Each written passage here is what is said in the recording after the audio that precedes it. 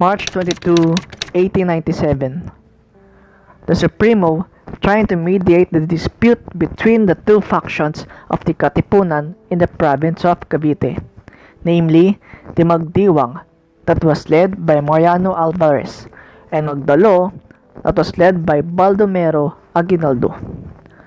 The Supremo agreed to join in a meeting that will resolve the fight for territory and logistics. The meeting was held at Prior's Estate House in Barrio Tejeros, San Francisco de Malabon, which is now General Trias, Cavite. Before any discussion began, Severino de las Alas immediately addressed the importance of discussing what will be the kind of government that will be used for our country. Andres Bonifacio replied that the Katipunan was very clear already as Republican in form.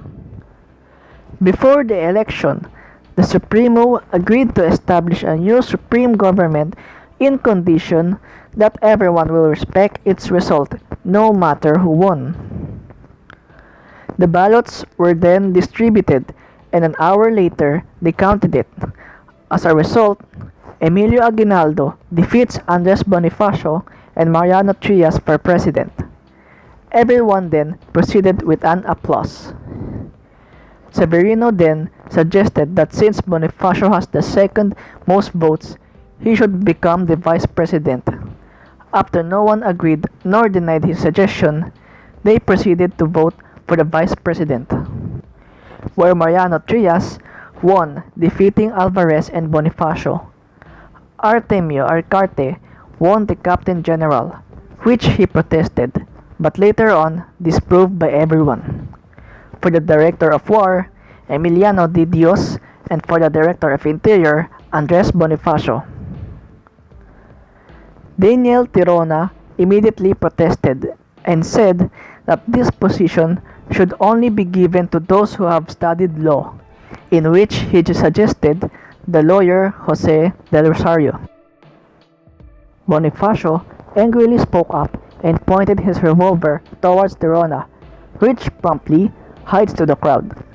The Supremo announced that this election is therefore null and void.